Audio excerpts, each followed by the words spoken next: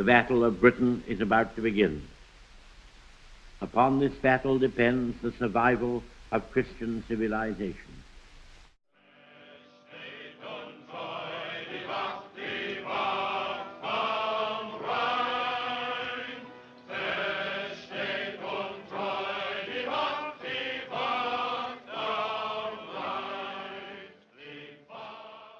Now, the EU has moved closer to creating its own military force. Euro MPs have voted to create armed defences which are separate from NATO, and it is expected to be operational in less than a year. With the details, here's Polly Boyko. This resolution has passed relatively quietly, but it marks a really significant moment, actually. The European Parliament has agreed to form what it's calling a European Defence Union, what many others would simply call an EU army. I've been wondering why David Cameron's been slashing our armed forces, won't commit to 2%, is happy for us not to be able to defend our islands. I think Mr Juncker's given us the answer. We're going to do it at an EU level. We're going to have a European army. It was a dangerous fantasy to even talk about an EU army. I hope every Liberal Democrat voter has heard Mr Verhofstadt today, the leader of the European Liberals, crying out for militarisation at an EU level. Of course, the truth is, it's already happening. We already have a European Defence Agency. We already have EU battle groups on active service all over the world. We already have an EU Navy. This is a European warship conducting security operations in this area. If you observe any suspicious or illegal activity or require assistance, call on channel 16 out there.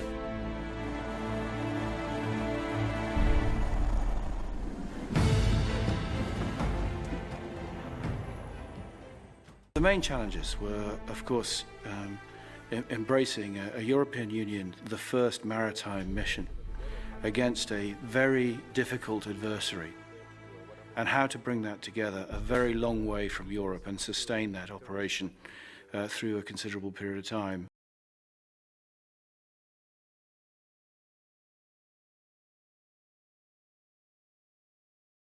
If Europe is to reap the full benefit of its common defence and security policy, it's also necessary that Europeans invest sufficiently in robust military capabilities.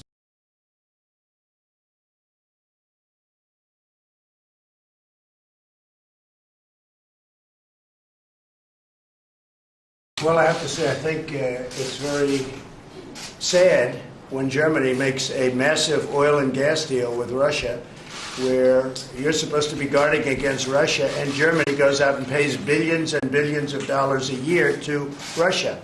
So we're protecting Germany, we're protecting France, we're protecting all of these countries, and then numerous of the countries go out and make a pipeline deal with Russia, where they're paying billions of dollars into the coffers of Russia. And for the first time, NATO invoked our collective defence clause, Article 5. One for all and all for one. Hundreds of thousands of European and Canadian soldiers have served shoulder to shoulder with US troops in Afghanistan for over a decade. We remember and mourn those nearly 3,000 innocent people who were brutally murdered by terrorists on September 11th, 2001. Our NATO allies responded swiftly and decisively, invoking for the first time in its history the Article 5 collective defense commitments.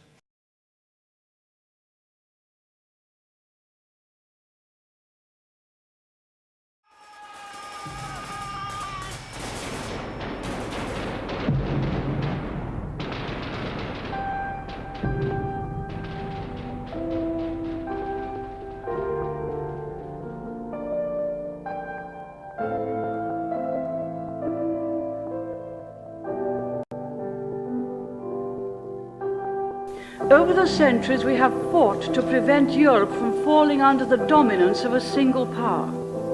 We have fought and we have died for her freedom.